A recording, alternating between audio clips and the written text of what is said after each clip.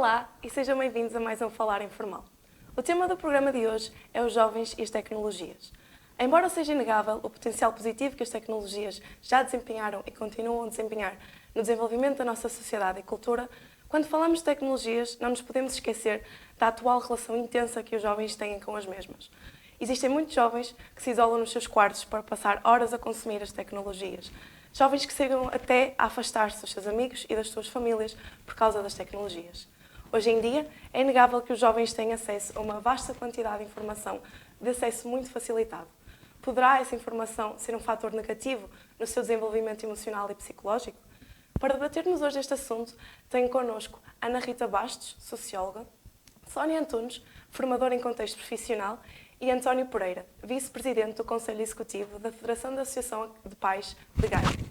Doutora Sónia, começo por si e queria-lhe perguntar, de acordo com a sua experiência, se os jovens e as crianças de facto utilizam o telemóvel na sala de aula. Okay.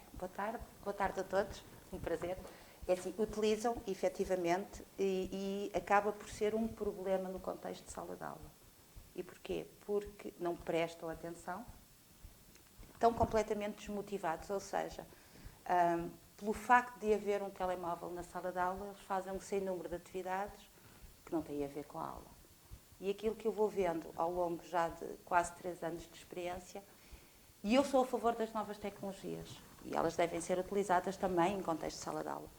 Mas aquilo que eu tenho visto é que, pelo uso excessivo das novas tecnologias, eles recusam-se, por exemplo, a escrever. Eu acho que se perdeu a capacidade da escrita por causa das novas tecnologias. E é complicado. Eu passo a aula a pedir para desligarem telefones, desligarem o som, fazem TikToks na sala de aula. E é um problema porque, eu não sei, eu dou aulas num contexto profissional. Eu depois tenho o contexto de mãe e acho que, se calhar, há noutros ambientes em que o uso não é tão facilitado. Mas tem sido uma batalha. Eu, ao início, achei que ia vencê-la e fui vencida completamente. E preocupa-me muito, sinceramente. Doutora Antónia, pergunto-lhe agora qual é a perspectiva dos pais e da própria Federação em relação à utilização das tecnologias. Sim, a questão das tecnologias, como em quase todas as matérias, é uma questão complexa e que será num ponto de equilíbrio que a solução passará. Nós vemos, falando ainda na perspectiva do período da pandemia, dos isolamentos, um período tão difícil, em que a tecnologia foi preponderante para que, apesar de não ser a melhor forma de ensinar, continuássemos a ter os alunos a ter aulas. Lamentamos na altura que nem todos tivessem acessos e a Federação, de alguma forma, apoiou alunos que tinham mais dificuldades para que se conseguisse ter computadores para todos. E vemos agora com algum interesse, com algum otimismo, o facto de haver computadores que, apesar de terem tardado, chegaram agora aos alunos. E esperamos que, de facto, como ferramenta tecnológica para inovar na forma de ensinar, possa ser utilizada. Esta é uma vertente que achamos que é positiva. Temos uma vertente que é a vertente mais difícil, a mais complexa, por ser a parte mais negativa, que é, de facto, a distração que em particular, os telemóveis podem trazer, tanto em ambiente de sala de aula, como referiu já aqui a colega de painel, como também nos próprios recreios. Há muitas crianças que já nem brincam porque ficam fechadas sobre aquele mundo que é o ecrã do telemóvel. Sabemos que há algumas experiências de algumas escolas que têm tentado algumas estratégias de que os telemóveis sejam colocados num cesto à entrada da sala, que não usem telemóveis na própria escola. E provavelmente haverá aí um ponto de equilíbrio em que não passe pela proibição, mas que passe pela consciencialização dos alunos de que há muitas outras coisas para fazer para além da tecnologia e que o telemóvel pode ser uma parte da vida, mas não só a vida em si. Enquanto pai, dando uma perspectiva mais particular, portanto, eu tenho 4 filhos, entre os 13 e os 2 anos, e apesar do meu filho mais novo ter começado a ver telemóvel a partir provavelmente dos 2, 3 anos, porque na altura achávamos que ele podia fazer, e de facto é um utensílio que distrai facilmente a criança e ajuda os pais a terem algum descanso, na prática depois aquilo vira um vício e portanto depois cria-se uma grande luta, muito conflito à volta de pode ou não pode usar o telemóvel. De tal forma que, pela experiência que pudemos ter, eu e a minha mulher, pelo facto de termos vários filhos, a nossa filha mais nova de 2 anos nunca viu o telemóvel, vê os irmãos a ver telemóveis, para ela aquilo não é um utensílio e portanto ela consegue fazer brincadeiras que muitas crianças de 2 anos já não fazem hoje, que é pega numa coisa e começa a ter criatividade. E, portanto, eu acho que, e deixando aqui também de alguma forma a experiência nesse sentido, é que os pais, numa idade muito nova, resistam à tentação de ver só um Pocoyo, porque o Pocoyo é só a primeira etapa para tudo o resto que vem por aí fora. Certo. Doutora Ana, pergunto-lhe agora qual o impacto que a utilização das tecnologias pode ter no desenvolvimento quer emocional, quer social das crianças. Muito bem, boa tarde a todos. O que eu posso dizer é que, como em tudo, é necessário também criarmos aqui um contexto, não é? Percebermos o contexto. E nós, há uma frase que sempre se disse, e que é uma frase muito bonita que eu gosto muito, que diz: é preciso uma aldeia para criar uma criança. E nós estamos a assistir a um envelhecimento da população, estamos a assistir a famílias que estão muito sobrecarregadas e, portanto, eu não digo só que muitas vezes as tecnologias sejam utilizadas para a distração, mas não, há momentos em que realmente, falo de famílias monoparentais, de pais que trabalham 8 horas, 10 horas e, portanto, quando chegam a casa ainda têm todo o trabalho em casa para fazer e realmente estas tecnologias, o telemóvel, os vídeos, a televisão, já assistíamos um bocadinho a este problema anteriormente com a televisão, portanto os miúdos passarem muitas horas em frente à televisão, porque há realmente essa necessidade. Há muitas famílias que criam os seus filhos sem rede de apoio. Portanto, nós, se olharmos para trás, há umas gerações atrás, nós crescíamos com muito mais liberdade, tínhamos os nossos avós, tínhamos tias, tínhamos a própria comunidade, os próprios vizinhos, portanto, havia muito mais ajuda e muito mais forma de hoje em dia isso não existe, na maior parte dos casos. Ainda existe, em alguns casos, ainda bem, mas há muitas famílias que não têm esse apoio, não têm essa retaguarda. E realmente eu acho que as tecnologias muitas vezes se tornam mesmo uma ferramenta que os pais encontram para a criança ficar sossegada. E muitas vezes nem é para eles estarem, para poderem descansar. Isso é que é preocupante, muitas vezes é porque a mãe precisa de fazer o jantar, o pai está a terminar qualquer coisa de trabalho, porque muitas vezes leva trabalho para casa e não há, da parte dos pais, infelizmente, porque não foram criadas ou não têm sido criadas condições, de tempo de qualidade com as crianças, nem ao fim de semana. Ao fim de semana, muitas vezes as famílias têm que fazer as tarefas de casa, têm que cuidar das roupas, têm que preparar a semana que aí vem e não há essa disponibilidade de dar um passeio com as crianças tranquilamente, levar as crianças a um parque. As famílias fazem esse esforço e tentam fazer esse esforço. Mas muitas vezes não têm essa possibilidade. Além disto, temos que distinguir aqui um bocadinho crianças, portanto, bebês, adolescentes. No caso, e disse muito bem, até aos 2 anos o uso de ecrãs é totalmente desaconselhado, totalmente.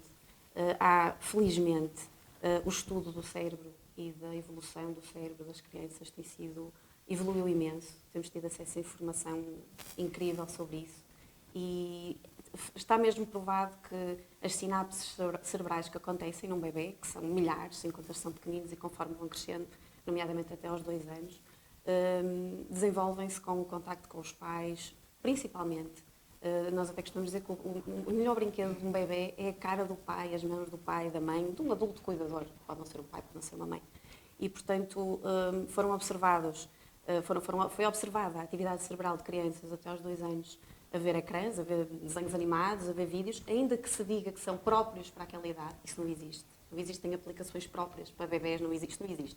E as sinapses são 0. Ou seja, aquele bebê, naquele momento, que precisa que o seu cérebro se desenvolva e crie as ligações neuronais, etc., não existe. Não existe. O bebê está ali, é cativado pela luz, provavelmente, pelo som, mas não está a desenvolver. Okay? Numa criança um bocadinho mais velha, ali a partir dos 3, 4, 5 anos, isto tem todo um impacto, quer a nível da psicomotricidade, como falou, portanto, as crianças não têm oportunidade As crianças, nessa fase, são muito físicas, não é? São muito corporais, aprendem com o contacto do corpo, com tudo, basicamente, é assim que conhecem o mundo. E uma criança que está horas num telemóvel fica muito limitada, não tem essa... no fundo, não está a fazer aquilo para que está programada naturalmente, não é? E isto cria, em crianças pequenas, e mais tarde, depois em pré-adolescentes e adolescentes, cria ansiedade, porque quando eles estão com o telemóvel, recebem ali uma dose de hormonas de prazer, não é? Porque estão ali, naquele momento, a ser entretidos, digamos assim, e depois não conseguem ter paciência, por exemplo, para fazer uma brincadeira que exija um bocadinho mais de concentração, um bocadinho mais de calma, um bocadinho mais de paciência, não é? Porque isto tudo se trabalha, isto tudo, e eles estão programados para isso, não é? Eles estão programados para explorar, para conhecer, para ir conhecendo, e isto fica tudo muito comprometido com o uso de um ecrã, não é?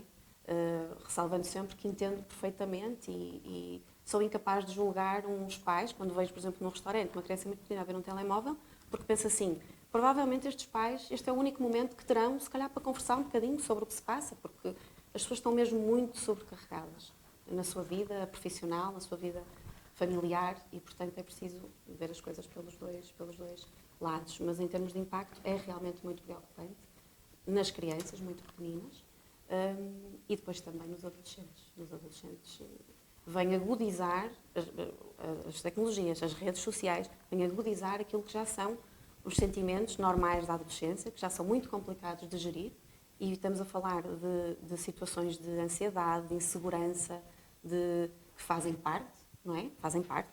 Algum isolamento, que faz parte. Nós não nos isolávamos no telemóvel, mas queremos estar no nosso quarto a ouvir música, não é? E não queríamos que ninguém falasse, faz parte.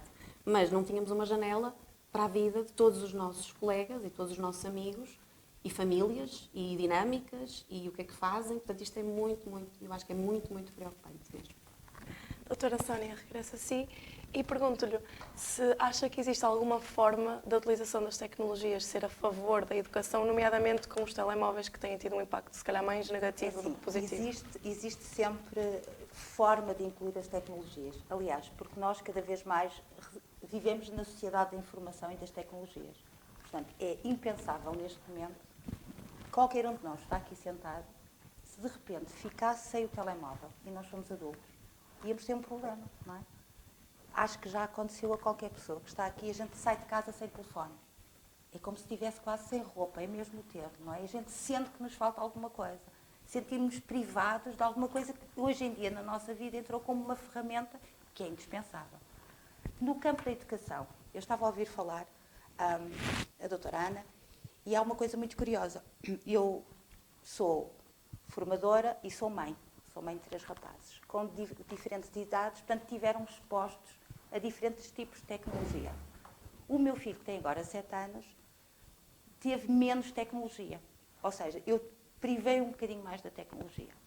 E foi uma criança que, até por causa do ambiente escolar, que aprendeu a descobrir, a subir a árvores. Ele teve uma escola que podia fazer isso.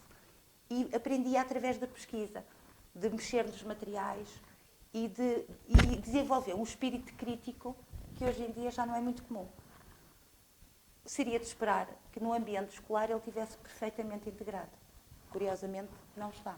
Ou seja, um filho que eu pensei, vou-lhe retirar as tecnologias, em minha casa não há telemóveis. Há mesa, não há televisão. A televisão, se estiver ligada, está a dar desenhos animados, baixinho, portanto, é um período em que nós estamos a conversar. No final do dia, que sentamos, comemos, e eu retirei. Ele tem acesso, tem um tablet e também vê vídeos, mas eu retirei-lhe a maior parte disso na aprendizagem do meu filho. E no ambiente escolar, já houve professores que me disseram: o seu filho não está a fazer nada no MAEC porque ele só gosta de brincar com terra e animais. E eu vou-lhe ser sincera, que depois também estou do lado da formação e que tenho um problema oposto, porque tenho todos os adolescentes ligados ao mundo virtual. As redes sociais vieram trazer um fenómeno muito interessante à sociedade, que é, nós estamos ligados ao mundo inteiro, temos problemas em divulgar a nossa privacidade, mas nas redes sociais mostramos tudo, não é? O que fazemos, o que comemos, onde vamos, onde viajamos, e depois estamos privados dessa capacidade, como é que eu lhe ia dizer, como é que eu ia te explicar? Se nós ficamos privados de mostrar aos outros o que fazemos, cria momentos de tensão. O que é que eu tento fazer na minha sala de aula? Eu tento, por exemplo, incluir na aprendizagem a pesquisa no telemóvel. Porque hoje em dia ninguém vai a uma biblioteca. Já ninguém faz um trabalho de pesquisa numa biblioteca. Se eu disser, vocês têm que ler um livro, 10 páginas de um livro, é um problema. E então o que é que eu muitas vezes faço? E consigo resultados muito mais rápidos, que é, eu preciso que vocês façam uma pesquisa, dividam-se em grupo. Podemos usar o telefone? Podem, é fantástico. De repente, toda a gente... E é curioso, porque tem ótimos resultados. Porque eles vão pesquisar, efetivamente, aprendem qualquer coisa. Por outro lado, enquanto mãe, fico triste de ver que os jovens hoje em dia estão dominados por uma máquina e faz muita confusão. Eu acho que nós estamos a perder a capacidade do ser humano, de explorar, do brincar, de nos magoarmos. É engraçado. Aquela coisa da gente sujar, chegar a casa sujos, não é? Que acontecia se calhar a qualquer um de nós quando estávamos na escola. E hoje em dia eu vejo que as crianças, até na escola primária, que é a maior... na escola secundária as coisas vão correndo razoavelmente bem, porque, por exemplo, na escola onde andam dos meus filhos, eles não usam sócio-professor, um dos professores a autorizar. Mas as crianças perderam aquela capacidade de sujarem, de brincarem, de falarem uns com os outros, porque estão todos... Por exemplo, o meu filho chega à casa, muitas vezes, a contar-me coisas que ele não vê em casa na televisão, mas que há crianças que veem, e depois eu sou confrontada e vou ter que lhe explicar. E eu sei de coisas, por exemplo, pelos meus alunos, que aconteceram na televisão, porque eles viram nas redes sociais. E depois, mas a senhora não vê? Não, por exemplo, não vê o Big Brother? Eu disse, não. Por exemplo, e eu disse, não vejo. Olha, mas está aqui. Então mostram-me no meio da sala vídeos, é verdade. E eu tento, eu acho que também nós temos que nos adaptar. É um bocado como dizia, nós também temos que nos adaptar. Não podemos ser os velhos do Restelo, não é? Porque nós também precisamos das tecnologias cada vez mais para trabalhar e tudo mais. Mas fico às vezes um bocado preocupada porque acho que fomos do 8 para o 80. E a pandemia veio potenciar as aulas à distância, as horas que passamos à frente do ecrã. E se calhar todos nós devíamos refletir se não está a ser demasiado. Doutor António, falou há bocadinho em ser pai e queria lhe perguntar nesse contexto quais as regras que os pais têm adotado, quer em sua casa, quer de exemplos que conheça pela Federação, têm adotado em relação à moderação da utilização das tecnologias. Sim, eu acho que é difícil conseguir arranjar aqui um padrão, porque acho que há mesmo situações extremas entre o 8 e o 80 e, portanto, posso dar aqui 2 ou 3 exemplos, mas que representam esta diversidade. Existe aquilo que é, penso que o pior exemplo enquanto família, que vai um bocadinho de encontro àquilo que estava a referir de num restaurante ter um miúdo a ver um telemóvel ou um tablet. Eu também não acho que seja um problema com o miúdo, até porque é uma situação que uma criança estar 1 hora sentada à mesa é muito tempo e, portanto, como não há vontade para a criança sair e ir brincar, portanto, é uma forma dela também se distrair. Mas o mau exemplo que eu queria usar é que o problema é que há muitas famílias é que não é só a criança, é que está a família toda com o telemóvel na mão. E aí sim é um problema porque a criança já é apelativo em si o uso do telemóvel, quanto mais ter o exemplo de toda a gente. E infelizmente eu diria que esse será o pior exemplo ou a pior estratégia que uma família pode usar, é que de repente toda a gente vive em função do telemóvel e da rede social ou do que quer que seja que está a cativar ali no telemóvel. Temos depois aquilo que é um ponto intermédio de pessoas que tentam ter momentos definidos de não utilização de tecnologia, que me parece que será o mais comum, que é, por exemplo, às refeições não há telemóveis, ou ao sábado de manhã não há telemóveis. Portanto, encontrar momentos em que fique claro que é uma regra e que isso permitirá que, sem saber exatamente o que é que vai acontecer nesses momentos, o facto de não haver acesso à tecnologia, e a televisão também pode ser um fator de distração em muitos casos, permite que, de facto, as famílias possam ter dinâmicas mais saudáveis, diria eu. Mas depois temos uma sessão diria, fundamentalista, que é proibir o uso do telemóvel. Há pessoas que acham mesmo que os filhos, até aos 14 anos, não devem ter telemóvel. Portanto, eu acho ou seja, também há algumas famílias que usam essa estratégia. Portanto, eu acho que com estes 3 exemplos estou a conseguir representar uma grande população de pais aqui em Gaia. 3 ideias que eu gostava de partilhar relativamente a este assunto e do que foi sendo falado. Uma ideia que eu acho que é muito interessante e que, quando ouvi pela primeira vez, ficou bem registada, é que o uso de redes sociais, em particular, aproxima quem está longe, mas afasta quem está próximo.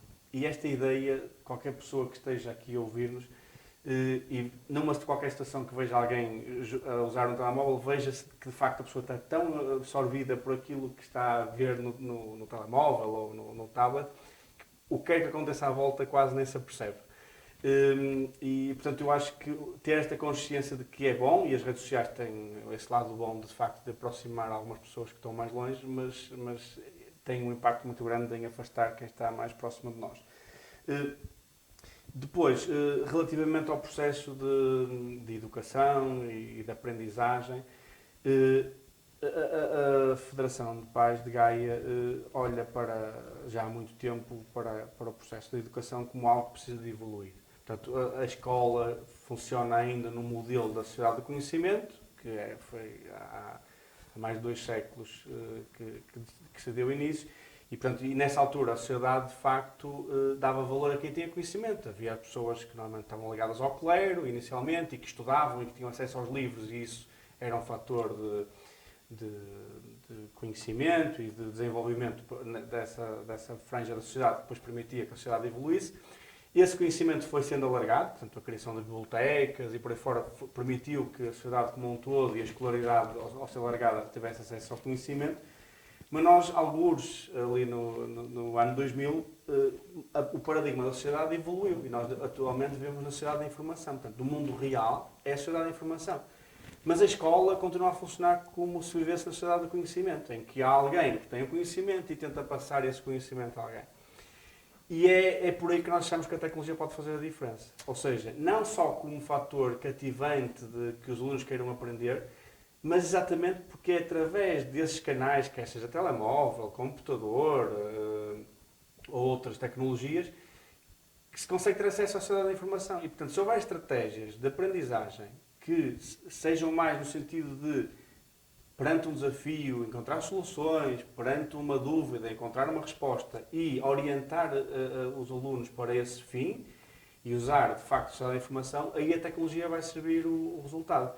O que às vezes acontece é que nas escolas se tenta usar a tecnologia só por si, portanto, temos aqui o telemóvel, vamos usar e isso vai fazer a diferença, mas o processo de ensino-aprendizagem continua a ser o mesmo, que é, eu vou usar a matéria, depois vocês vão ficar no telemóvel e vão fazer alguma coisa com isso. Portanto, e é de facto esta passagem do mundo da escola, da sociedade do conhecimento para a sociedade da informação, que vai permitir que a tecnologia, de uma forma natural, seja uma ferramenta de ensino e não uma coisa forçada que se mete no meio do processo de ensino-aprendizagem. Doutora Ana, pergunto agora, será que a utilização excessiva que temos assistido ao longo destes últimos anos por parte dos jovens das tecnologias se relaciona ou se pode relacionar com a redução da autoestima e sentimentos de depressão que também, infelizmente, temos assistido? É verdade, infelizmente, eu concordo, acho que sim, acho que tem muito impacto. Nas crianças mais pequenas, na questão que falamos há pouco, que os priva de muitas outras atividades muito mais saudáveis e portanto, isto cria aqui uma situações de mais sedentarismo, de mais isolamento até, e dentro da própria casa, como dizia muito bem, porque não é só a criança que está no ecrã, é o pai e a mãe, que também tem aquele bocadinho e pega no telefone, e nós estamos todos muito viciados. Não vale a pena dizer que não. E nós tivemos o telefone pousado muito tempo, muitas vezes vamos lá ver o telefone, não sabemos porquê. Ou até vamos ver as horas e de repente já estamos... É verdade, estamos todos. Isto é uma coisa que teria de mudar quando nós, a partir do momento em que nós conseguíssemos ter essa consciência. Ou seja, um pai e uma mãe têm que parar e dizer, não, eu estou aqui neste telefone agora, mas não tenho que estar a dar atenção ao meu filho. E se essa atenção for solicitada, se o pai se mostrar disponível para brincar, eu garanto que a criança vai largar o telemóvel. Não há hipótese. Agora, claro que eles crescem, vendo, é o exemplo, e vêm-nos desde sempre, desde que nascem praticamente, com a cabeça, não é? Olhar para o ecrã e, portanto, isso é inevitável. No caso das crianças, e porque na escola, por exemplo, também, crianças que já andam na creche e na pré e depois mesmo na primária, são crianças que a própria escola está formatada para as crianças passarem muito tempo sentadas, muito tempo à volta da mesma atividade. Nós ainda temos aquela mentalidade do está frio, está chuva, não podem ir lá por fora. Portanto, as crianças, nós temos um inverno muito longo e aquelas meias estações sempre com vento e, portanto, não podem ficar para fora porque não podem ficar doentes. E, portanto, os próprios pais não querem que as crianças fiquem doentes e as crianças ficam muito limitadas a uma sala, muitas vezes, não é? Com pouco tempo de recreio, muitas vezes recreios que não são adequados, quer em escolas públicas, quer em escolas privadas, portanto, que não estão preparados, que não têm árvores, que não têm relva, todos os recreios deviam ser assim, e não são. E, portanto, eu andei à procura de uma escola para o meu filho, tem 3 anos, para começar, porque acho que é importante ele começar a socialização, e para mim também é importante. E, portanto, eu não conseguia ainda encontrar uma escola. que eu acho, ou que eu entenda que seja adequada. Principalmente por causa dessa mentalidade, de muita hora em sala e muito pouco tempo cá fora. E, portanto, acho que isso vai ter um impacto nele, muito forte. Porque é uma criança muito física que quer é brincar e saltar e correr, e é isso que ele tem que fazer, não é? E, portanto, há algumas escolas que já são assim, que já têm essa filosofia. Muitas estão a nascer agora porque já perceberam que escolas na natureza, escolas onde eles aprendem, onde dormem a sesta cá fora, claro que tudo preparado para isso, não é? Equipados para isso, etc. E, portanto, já se está a procurar, porque também já há muitos pais a pensar, não, isto não é... Eu sei de uma escola privada que entregam a criança, e os pais querem assim, entregam a criança perfumada, penteada, como se a criança fosse, não é? E não é isso que se pretende. Nós queremos que o nosso filho nos seja entregue sujo porque brincou, porque, não é? Portanto, há aqui muita coisa que está errada. Isto tem logo impacto nas crianças, efetivamente, porque passam aquelas horas todas, isto mais novos, não é? Aquelas horas todas na escola, sentados, com pouco movimento, com pouco... Pronto. E depois chegam a casa e têm o ecrã para completar e aquilo que é feito na rotina, e, portanto, acabam por ter nos seus dias poucos momentos, efetivamente, de companhia da família, enfim. No caso dos adolescentes, isto já nos leva para um campo muito mais complexo, não é? Pelas características da própria adolescência, como eu já tinha dito, por causa das redes sociais, porque eles acompanham em tempo real tudo o que se está a passar com todos os seus amigos não é? Da esfera, portanto, eles sabem tudo o que se passa no momento com todos. Há sempre um fator aqui muito grande de comparação. Há uma imagem muito distorcida que eles têm deles próprios, com todas estas ferramentas de filtros, portanto, há uma busca por uma perfeição, há uma pressão nessa perfeição completamente exagerada e que os prejudica muito, muito, porque eles estão numa fase ainda de construção, estão numa fase de descoberta do eu, não é? De se afirmarem no grupo, é muito importante, o sentido de grupo na adolescência, não há como fugir, afastam-se naturalmente da família e acaba por haver sempre muito menos diálogo do que aquele que seria desejado. Os próprios pais sentem, não é? Pensam, mas o que é que aconteceu à minha criança, que agora já me responde assim, já não quer ir comigo para todo lado. Portanto, é um processo de adaptação, quer dos pais, quer dos miúdos, que se perde aqui no meio porque os miúdos encontram nas redes sociais as respostas que deviam encontrar na família. Ou seja, qualquer situação que surja, eles encontram essa resposta nos amigos, em como os amigos fizeram e não procuram os pais, tanto os pais, a família, como deviam procurar. Não digo que antes das redes sociais e dos ecrãs nós procurássemos os nossos pais na adolescência para tudo. Não é verdade. E claro que isto também depende de caso para caso, porque há boas relações que estão construídas desde a infância e que conseguem depois superar essa passagem para a adolescência.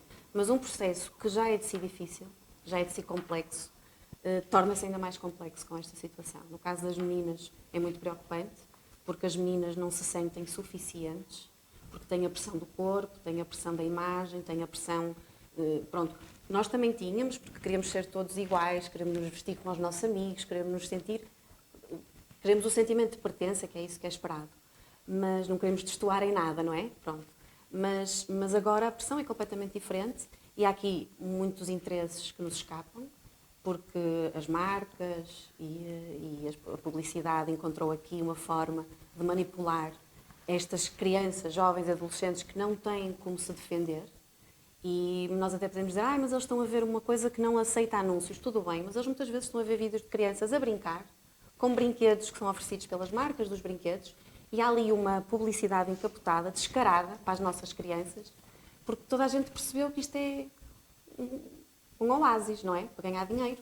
Porque as crianças passam realmente muitas horas ali e ali é uma forma, e os adolescentes igualmente, não é?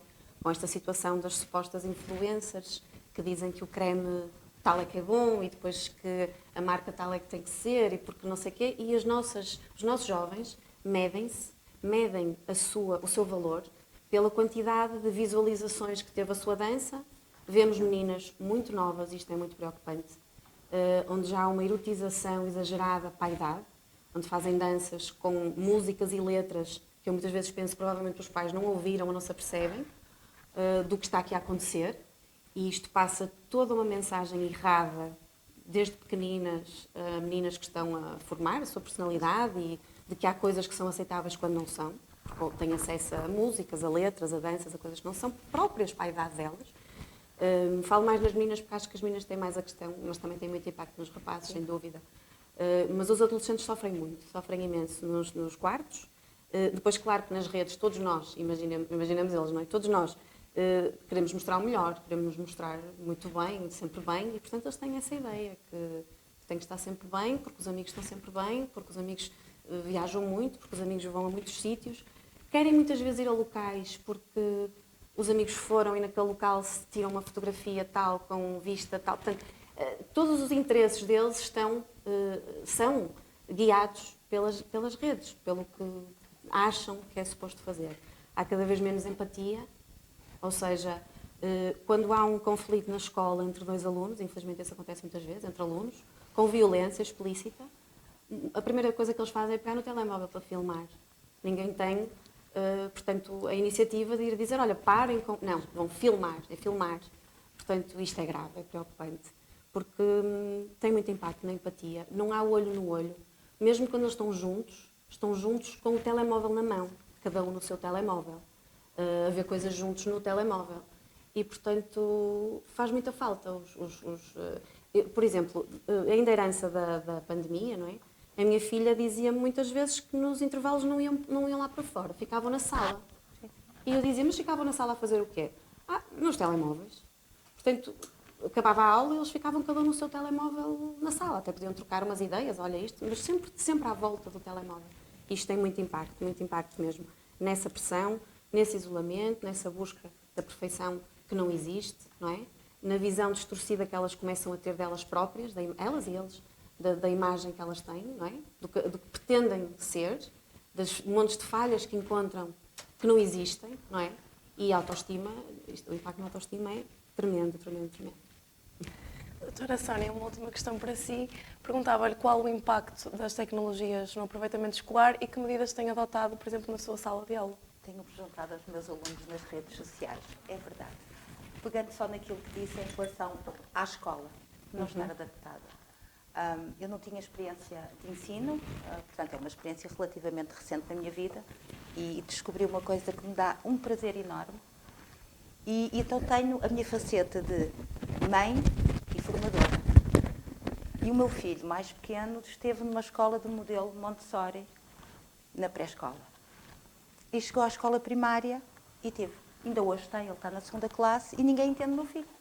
Porque o meu filho aprendia em cima de uma árvore e chegava a casa castanho. E ainda há poucos dias eu comentei com uma professora que hoje em dia a escola não é feita para as crianças. A escola é feita para adultos. E as crianças têm que se integrar.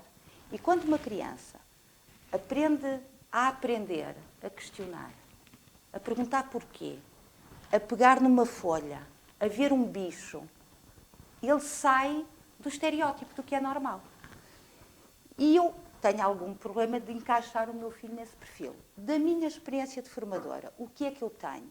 Eu sou formadora em cursos profissionais e muitas das vezes, quem é que chega aos cursos profissionais? As pessoas que encontram no curso profissional uma última saída para a sua formação. São adolescentes, muitas vezes, com famílias destruturadas, que não têm, e muitos deles têm um apoio familiar fantástico, mas que chegam ali porque não foram aceitos em lado nenhum. A escola não foi mal, não teve resposta para eles. Porquê? Porque respondem ou porque são mal educados ou porque são irreverentes. E eu, na minha pouca experiência, agora já tenho um bocadinho mais, eu tive que adequar o meu discurso, começou por aí. Tive que adequar como é que eu ia dar aulas. Eles são maioritariamente cursos de desporto, de técnicos de desporto, e eu dou aulas de economia. Portanto, tive logo o primeiro problema. Como é que eu dou economia a alunos de desporto? E fui adaptando a minha linguagem, a matéria que eu tinha que dar num conceito desportivo. Acho que tenho tido bons resultados. E o que é que eu me apercebi? O telemóvel, confesso que para mim, nos primeiros tempos, foi um problema muito grande. Ainda hoje eu giro um bocadinho mal, não é eles utilizarem o telemóvel. Eu costumo sempre dizer que as minhas aulas são um espaço de integração. E são um espaço que podemos falar de todos os assuntos. Eu não vou dar economia, só dou economia. Podemos falar de tudo. Nós somos humanos, temos necessidades. E há dias que até a mim me é difícil. E então eu tentei integrar o telemóvel nas minhas aulas, por exemplo, criando compromissos. Ok, 10 minutos vocês estão no telemóvel e a seguir eu dou meia hora de aula. Compromissos. Juntando-me ele nas redes sociais, tenho uma de alunos em que somos amigos, curiosamente, querem-me dar algum recado em relação à aula, mandam-me mensagens no fim de semana e criei. É engraçado, eu não sou muito fã das tecnologias, confesso, eu podia viver com uma vela e com um livro, costumo dizer. O meu marido diz que eu sou info-excluída, não sou, mas eu consigo viver sem a tecnologia. Tive que me adaptar, tive que fazer um esforço, sou mãe, sou formadora, e então fiz o esforço de me incluir naquele universo, de perceber quais são as tendências e deixá-los fazer pesquisas. Ok, vamos fazer uma pesquisa. Ao setor, olha, diga-me, tenho uma dúvida qualquer, pesquisa. Pegas no telemóvel, vais pesquisar. E digo muitas vezes isso ao meu filho. Porquê é que eu cheguei à conclusão? Os miúdos hoje em dia têm uma resistência enorme à leitura. Têm uma resistência enorme à escrita. A maior parte, não são todos iguais. E quando eu digo, vai pesquisar, eu estou a obrigá-los a ler e a escrever. E é engraçado. E se calhar nós é que temos um bocadinho que nos adaptar também, não é? Nós adultos, na prática, temos uma vantagem em relação aos nossos filhos e aos nossos alunos. Porquê? Porque nós somos da era da não tecnologia. Eu quando digo aos meus alunos, aos meus formandos, que eu não tinha telemóvel, eles uma vez perguntaram-me o que é que fazia. Como é que vocês se encontravam? Eu digo, olha, tínhamos telefone, encontrávamos na escola e marcávamos uma hora, mas eu disse, olha, saíamos à noite, íamos tomar café, íamos à discoteca, fazíamos tudo. Agora, não tínhamos um telemóvel, alguns tinham um telefone fixo e nós tínhamos outra maneira de interagir. Fazíamos exatamente igual. E eu acho que nós temos essa vantagem, que é a vida sem tecnologia e com tecnologia. Tenho aprendido muita coisa também com eles. É curioso, porque se nós dermos espaço, eles ensinam-me imensas coisas. Coisas que eu não... Danças, eu já aprendi a fazer danças, meus alunos. E participo, porque eu sou uma acérrima defensora da escola inclusiva, da escola onde há espaço para todos. E tenho pena, muito sinceramente, como formadora e também como mãe, que nós estejamos, em relação a outros países do mundo e da Europa, muitos anos atrasados. Na inclusão nas tecnologias, na pedagogia, na aceitação da diferença. Normalizarmos, nós temos de estar todos sentados a aprender, é errado. Há crianças que aprendem melhor se estiverem em pé. O estímulo da aprendizagem. E eu tenho isso em casa. E o que é que eu tento? Aproximar-me cada vez. E faço isso com os meus formandos e acho que tenho tido bons resultados porque eu tenho um ótimo relacionamento com eles. Por norma, se eles têm algum problema, vêm falar comigo. E eu fico contente por isso. E tento aprender todos os dias. É o meu papel neste momento em termos de educação, é tentar fazer o melhor e incluir toda a gente, porque o mundo é feito de diferenças e temos espaços para todos. E as tecnologias eu vou ter que as aceitar, porque é uma verdade, é a minha realidade. Doutor António, pergunto-lhe agora de que forma é que a Federação consegue ajudar os pais nesta temática das tecnologias? Sim, portanto, a FEDAPagaia, como já referi no início da nossa conversa, no período da pandemia teve um cuidado especial em tentar encontrar tecnologia para as famílias que não tinham. Não conseguimos certamente chegar a todas as famílias com dificuldades, mas resolvemos o problema para algumas.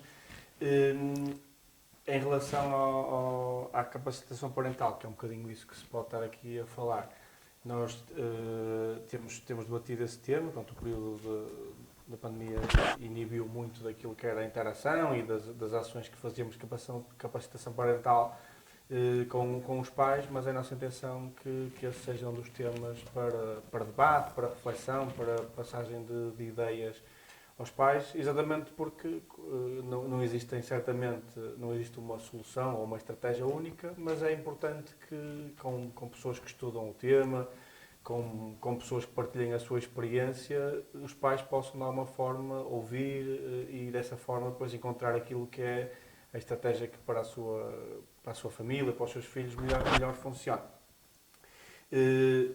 Isto é um caminho que é longo, é complexo, porque as crianças de hoje são crianças diferentes das que vão ser daqui a 5 anos. Esse é um dos grandes desafios de tudo aquilo que se faz na educação, é que as crianças todos os anos estão um ano mais velhas e, portanto, uma criança que hoje está no primeiro ciclo, qualquer coisa que se faça, ela já não estará lá quando essa nova estratégia esteja implementada.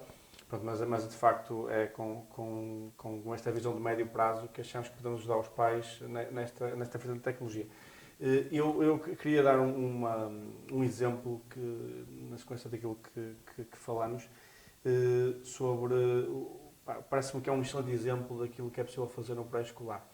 Eu tive a sorte da educadora de infância do meu filho, que tem agora 7 anos, que é educadora numa escola pública aqui em Gaia, e de facto é muito diferente daquilo que é o normal. Portanto, ela tem uma planificação, como qualquer professora ou educadora de infância, mas a execução dessa planificação é feita com base numa ideia, num objeto, numa história que um aluno traz de manhã.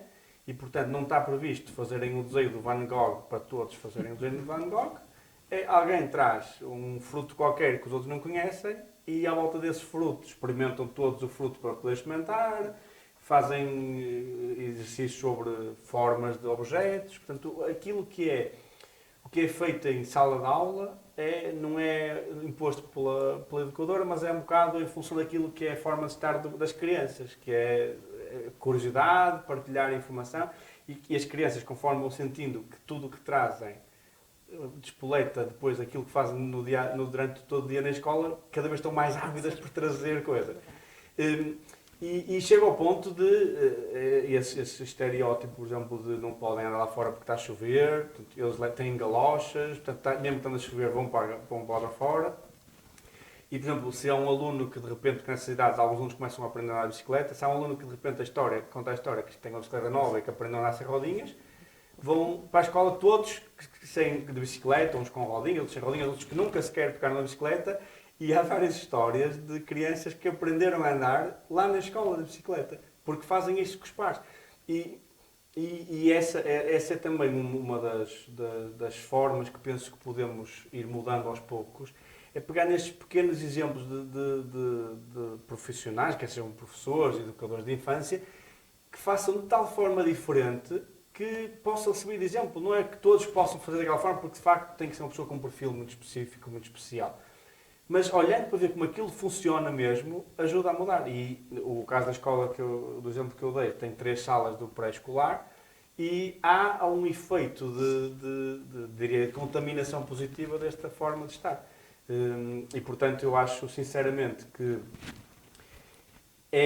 neste momento do pré-escolar e de pôr os alunos a descobrir o mundo como ele é, a trepar às árvores, a magoar-se, se for necessário, magoam-se tanto dentro de uma sala de aula como fora da sala de aula, e pegando um bocadinho nas suas palavras, deixar de tornar a escola como um espaço para adultos em que os alunos têm que aprender a ser adultos. Há uma ideia que me deixa sempre muito diria, frustrado, que é o receio que os pais têm entre o aluno sair do pré-escolar e ir para o primeiro ciclo, porque vão ter que estar muitas horas sentados. Há um medo, há uma ansiedade que os pais têm, que as crianças começam a pensar, tipo, eu perdi para o semana, vou ter que... E não tinha que ser assim. A criança não chega entre os 6 anos e os 7 anos e de repente tem que estar sentada a horas a fio.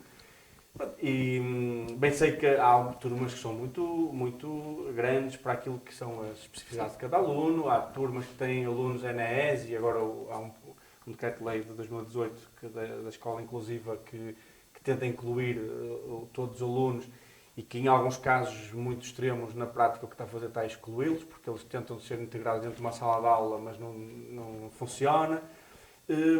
Mas mesmo perante essas dificuldades e sabendo que é difícil, se as escolas pensassem que funcionam e existem porque há alunos e é para eles que as escolas existem, muitas coisas seriam feitas de forma diferente. E uma criança precisa de brincar e uma criança a brincar aprende muita coisa. Exatamente. Doutora Ana, perguntava-lhe agora como é que aconselha os pais e os professores a gerirem a utilização das redes sociais e das tecnologias em si? É uma pergunta difícil, não é? Não há uma fórmula mágica. Eu gostava só de pegar aqui só duas coisas que conversamos aqui, só para também, e isto poderá também levar a uma solução depois, como me pediu. Falou na metodologia Montessori, há outras parecidas. Eu sou guia Montessori também, porque como ia ficar 3 anos em casa com o meu filho, achei que também queria ter algumas ferramentas que me permitissem estimulá-lo, estar com ele e aproveitar melhor o tempo e, portanto, fui fazendo a formação e é realmente uma metodologia apaixonante, muito respeitosa da criança, acima de tudo, porque a nossa sociedade, infelizmente, olha muito para as crianças como mini-adultos. E há pais que colocam os filhos em escolas porque lhes garantem que eles aos 5 anos, em dezembro, já sabem ler e escrever. Portanto, ou seja, eu não critico, nem posso julgar, não é isso que está aqui em questão, mas a sociedade está toda pensada dessa forma e as crianças não são mini-adultos. E as coisas têm que ser adaptadas às necessidades e àquilo que as crianças podem dar, mesmo em termos de desenvolvimento cerebral, não é? Portanto, não se pode esperar, por exemplo, que uma criança de 3 anos se controle numa birra, porque não controla, não tem ferramentas para isso, não é? E muitos pais não sabem isso. Portanto, há muita tendência a dizer que uma criança que faz birra, por exemplo, é uma criança mal educada. Não é assim, não funciona assim. As nossas crianças sofrem muito, infelizmente, porque não tivemos esses ensinamentos, não temos esse conhecimento, muitas vezes não temos tempo para pesquisar, procurar e atualizarmos um bocadinho nestas questões do desenvolvimento da criança. Mesmo escolas e mesmo professores. Porque se uma criança morde outra na escola e a agressividade numa criança pequenina é esperada, é funcional, portanto só tem que ser direcionada, é preciso perceber a causa.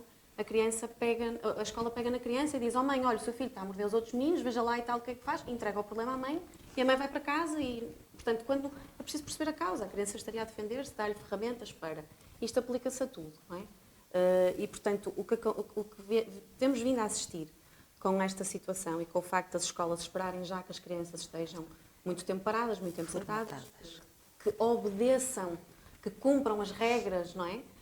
É que estamos a ter, por exemplo, um número imenso de diagnósticos dos tais transtornos de déficit de atenção, muitas vezes diagnósticos que não são corretos. E temos até crianças que são medicadas por causa desses diagnósticos que são feitos de uma forma muito precoce, na minha opinião, não é? Muito precoce e com base em características, não é? Da criança que são esperadas e são normais. Okay? Portanto, a criança só é bem vista, digamos assim, se for uma criança que faz aquilo que lhe dizem para fazer, quando isso não é natural na criança, não é?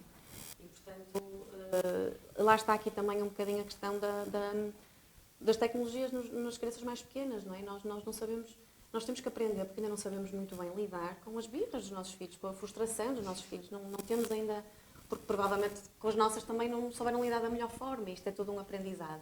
E realmente às vezes para controlar um bocadinho aquela criança que está mais cansada, mais sobrecarregada, há muito essa tendência, não é? Portanto, aquilo que eu posso dizer no caso das crianças é isso, é as pessoas perceberem que eles não são mini-adultos, não é? E que os pais não deviam ficar tão constrangidos com manifestações que são normais nas crianças, pelo contrário, não é? Incentivar a criança a demonstrar o que sente, não é? Se acha que a criança está mais sobrecarregada, se acha que a criança precisa apanhar um bocadinho de árvore, dar um passeio com ela, nem que seja ao fundo da rua, caminhar um bocadinho com ela, mostrar-lhe a árvore do vizinho. Pronto, era bom os pais terem um bocadinho mais de ferramentas, porque às vezes não têm, às vezes não sabem o que fazer e torna-se fácil o acesso para ver uma televisão um bocadinho, ou para ver um telefone, ou mais fácil, não é? Os pais às vezes não têm essa disponibilidade mental, eles próprios, porque têm problemas, porque têm o trabalho, então também, não é? E portanto isto cria aqui uma situação mais complicada, mas esta reflexão, dizer, não, o que é que eu posso fazer com o meu filho? Que seja simples, não precisa ser nada complicado, não precisa de ser em forma de brinquedos, não precisa de ser em forma de nada, só um bocadinho mais de presença, não é? Na questão das crianças, para gerir a tal utilização, porque se lhe dermos uma alternativa interessante e estimulante em que a nossa companhia faça parte, que é o que eles querem, eles vão preferir a companhia dos pais. No caso dos adolescentes, é muito diálogo mesmo, e tentar fazer como a doutora Sónia dizia, não vale a pena entender que o que eles estão a fazer os prejudica e agirmos de uma forma agressiva com eles, porque às vezes estamos tão preocupados que falamos de uma forma que só os vai afastar mais e eles vão se sentir cada vez mais incompreendidos, não é? É um bocadinho aquele método de tentar entrar um bocadinho no mundo deles. Eles não deixam, não é? Até porque todos os adolescentes, quase todos, têm uma conta que deixam os pais ver e outra que é só para os amigos. Pronto. E como dizia a minha filha também, falava muitas vezes na professora de Geografia que é amiga dela no Instagram e viajava e conversava com a professora e dizia, então tu deixas a tua professora ser tua amiga na tua conta privada e a mãe não deixa? Ela, mãe, não tem nada a ver. Não tem nada a ver, não é? Pronto. E eu entendo isso, entendermos isso, porque os adolescentes também precisam muito de sentir a sua privacidade respeitada e há aqui uma linha muito ténue.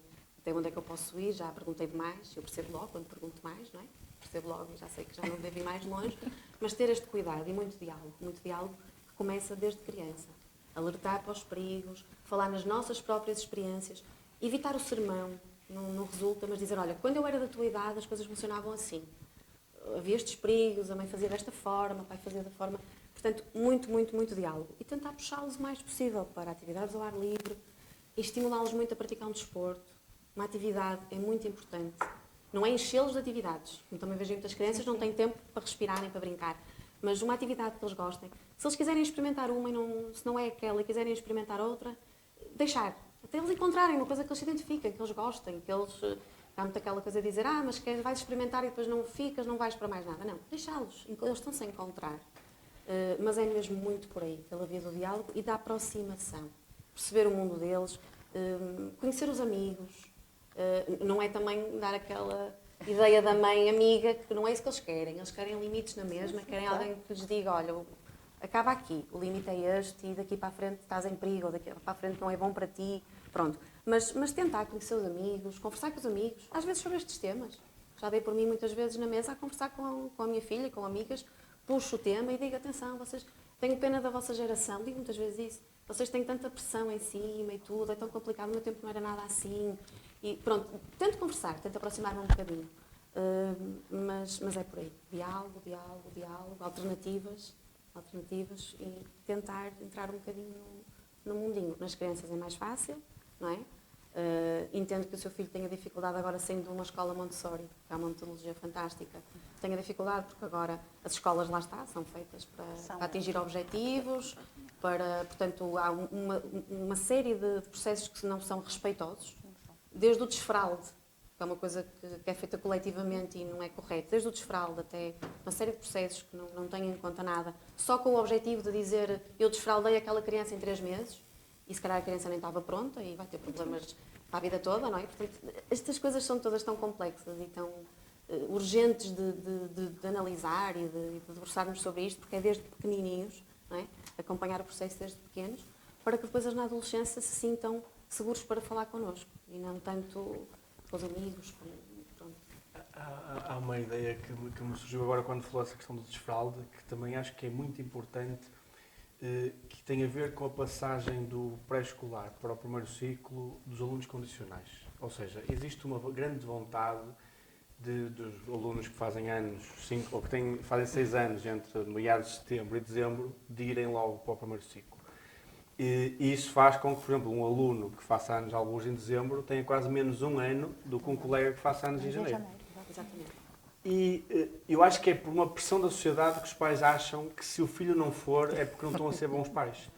Mas para o futuro daquela criança, que será um adulto, é tão melhor ela ficar mais um ano no pré-escolar, ganhar a maturidade que precisa e depois vir a ser o aluno que tem como potencial de chegar a adulto na sua maior plenitude, do que estar a querer quase mostrarmos que nós somos bons pais e por isso o nosso filho com 5 anos já consegue ir. Exatamente, que os nossos filhos são muito inteligentes porque E por conseguiram isso, quando não é mesmo nada por aí. Não. E estamos a condicionar o potencial daquele filho com esta nossa perspectiva de que não seremos bons pais se eles não forem com 5 anos.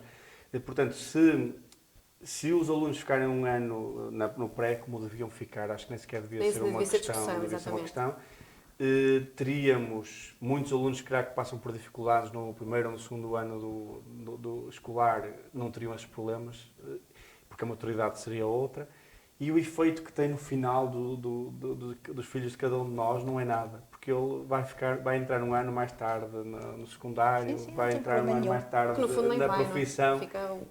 Ou seja, ele se entrar com 5 tem um déficit de brincadeira de um ano em relação aos outros, não é? E ele tem direito a isso. O efeito negativo é tão grande que faça não haver nenhum efeito... Aliás, o efeito negativo é tão grande que faça não haver nenhum efeito positivo, a não ser essa pressão da sociedade que ela já tem 5 anos e já pode ir para o primeiro ciclo. também deixava essa ideia aqui também como para Os pais reflexão são muito com todos, confrontados com de essa que quem expressão. está agora Sim. neste momento com essa questão em cima da mesa, pá, não se preocupe, o filho pode ficar mais um ano no pré-escolar, que vai ser muito Só feliz. Tem muito tempo a aprender a ler e a escrever, não é? Exatamente, sim, E exatamente. nunca é tarde para a gente aprender. Exatamente. E às vezes a gente acaba por descobrir, eu dei por mim a conhecer alunos perfeitamente desmotivados, em que eu conversei com eles e disse, estás quase a acabar, daqui a pouco tens o 12º ano, não faças isso. E um ano depois dizerem-me obrigado, se não fosse a setora eu tinha desistido e agora acabei. O maior elogio que eu ouvi até hoje, e confesso, eu nunca na minha vida achei que a minha profissão ia passar pelo ensino. Eu sou da área da gestão, eu sempre tive um trabalho corporativo e o ensino entrou na minha vida quase por artes mágicas. O maior elogio que acho que me deram até hoje é dizerem-me assim, nas suas aulas pode-se falar de tudo. E eu não expulso ninguém, sou contra pôr alguém fora, porque eu acho que nós temos que ter esse trabalho. Eu fico mais nova, quando estou com eles muito mais, mas porque acho que se nós nos permitirmos, exatamente, Sim. desenvolver a empatia, não é? Perceber porque é que o que é que leva alguém a estar numa sala de aula com um telemóvel alheio do mundo. Porquê? A gente tentar um bocadinho aproximar-se, perceber, conversar, o olhar para a pessoa, que disse há bocado, que eu acho que é extremamente importante. E é verdade uma coisa, eu como mãe noto, porque tenho filhos, 3 filhos com idades muito distintas, o meu filho de 7 anos, eu acho que apanhou a melhor versão de mim. Porque eu tenho um filho com déficit de atenção e hiperatividade, que teve medicação, que tem sido uma luta, e diagnosticado clinicamente, e de facto o meu filho mais novo, eu acho que apanhou o melhor de mim quando eu já tinha muitas ferramentas. Claro. E se calhar eu consigo utilizar essas ferramentas hoje num contexto de sala de aula. E assim, vamos falar de economia? Vamos. Mas olha, vou explicar a gestão de um clube para eles perceberem. Vamos falar de futebol. Eu até gosto. Portanto, é uma questão, e tenho pena, eu também compreendo uma coisa. A pandemia desgastou-nos a todos. A classe dos professores está desgastada. É mal remunerada. É pedido tudo e mais alguma coisa a um professor. Eu estou numa escola privada, portanto não é tanto assim, não é? E eu consigo perceber o desgaste, a falta de... O próprio professor, que depois também é pai e tem muitas horas, e ele quer despachar a matéria. E estamos a perder, eu acho que estamos, não só pelas tecnologias, acho que estamos a perder o melhor do que nós podemos dar no futuro aos nossos filhos e eles à sociedade. Hoje estamos na sociedade do conhecimento. E, quer dizer, à luz do que é a nossa vida corporativa, um cientista é quase um louco, não é? Porque ele sai, é verdade, sai dos cânones. É uma pessoa que tem uma visão do mundo, não é? Que está no laboratório, que faz experiências, que consegue, que se isola um bocadinho. Mas eu acho que nós estamos a perder, estamos a descaracterizar o melhor que nós temos, são as nossas crianças. O tempo, sujarem-se. Deixem sujar. Eu vou buscar às vezes o meu filho à escola, ele vem castanho. E as senhoras muito preocupadas, o seu filho está tão sujo. Eu disse, não há problema. A máquina lava, se não lavar a máquina, não se preocupe. Mas ninguém entende o meu filho. E eu sinto-me às vezes sozinha. O meu filho é castigado por tudo e por nada. E eu confesso que gostava, se calhar através das associações de pais, não sei se é fácil, mas gostava, se calhar ainda vamos conversar. Porque gostava que a própria escola olhasse para os jovens, para as crianças, e não os normalizasse. E acho que esse tem a ver com as tecnologias. E as tecnologias, se calhar, são o cerne do problema. Não é? A preocupação, o que é que eu vou fazer? Tu tens que ser muito bom na primeira classe. Não leres ao fim do ano é um problema. E nós esperamos tanto crianças tão pequeninas que os esgotamos quando chegamos à adolescência. No Natal, disseram estão a mim na minha esgotados. filha, vais ver que ela no Natal já lê. Vai ler quando tiver Pois, que ler. Mas esta ideia, não não é? Há esses padrões e se eles não Sim, seguem esses padrões à partida, é verdade, não são, é verdade. Se nós não correspondermos àquilo que a sociedade quer, nós estamos Mas postos há algumas fora. escolas que até entendem que, como a criança, a partir dos 6 anos, vai ter de estar sentada muitas horas, difícil, começam uma espécie de treino, quando Sim, são mais sim, pequeninos. sim. E põem imensas horas as crianças, por exemplo, a desenhar. Uma criança de 3 anos, mesmo ergonomicamente, a mão dela não está preparada a segurar corretamente. Por isso é que eles escrevem nas paredes. Porque a posição natural deles escreverem quando são crianças, mesmo, isto é uma coisa verdade. que devia ser básica, não é? Sim, Portanto, sim. eles não têm sequer essa capacidade. E é-lhes exigido que comecem já e que passem rapidamente aquela fase da garatuja que eles chamam, não é? Já vemos aqui uns olhos, essa pressão quando há crianças que realmente não têm o mínimo interesse em desenhar, ou naquele momento Nem gostam. Nem gostam, e lá está, e a questão da educadora que falou, dou desde já os parabéns, incrível mesmo, e a pedagogia Montessori também assenta muito nisso. Aquela questão de dizer, agora vamos todos fazer o mesmo desenho, agora vamos todos fazer a mesma atividade. Não funciona assim. No Montessori eles têm autonomia para começarem eles as atividades. Portanto, aquilo que nós mais trabalhamos como guias existentes é o poder da observação. Chega um ponto, e há salas Montessori em que há 3 horas de silêncio, em salas de crianças de 3 anos. Cada uma está absorvida na sua atividade que escolheu. Portanto, as coisas são muito simples, muito minimalistas, estão arrumadas. Cada um inicia a atividade que quer, concentra-se de tal maneira que consegue fazer esse silêncio e está absorvida na sua atividade. Muitos começam a ler cedo, porque há muitos jogos, mas não é pressionado, não é estimulado. É em conjunto, nas atividades que fazem e espontaneamente. Portanto, um pode começar a ler espontaneamente numa determinada altura e outro 3 meses depois, e não é por isso que um é mais, não é? E pronto, é isso que também iria ajudar muito as escolas estarem preparadas, para não terem 30 crianças numa sala, que eu entendo que isso é muito difícil, não é? E isto é um problema que tinha que ser resolvido, não é? Por quem está, por quem decide, por quem determina estas coisas, não é? Para começarmos desde pequeninos a dar-nos essa oportunidade, não é? Essas alternativas, essas formas de fugir àquilo que é depois o mais fácil, não é? Porque é muito fácil pegar no telefone, aquilo é imediato, não é? É uma coisa que para eles está resolvida e pronto, e é um problema. É de facto um longo caminho que ainda se tem que percorrer. Quero agradecer aos nossos 3 convidados por estarem presentes hoje no nosso programa e por nos ajudarem a falar deste tema que é tão atual. Quanto a si, despeço-me por hoje e voltamos para a semana para mais um Falar Informal. Obrigada.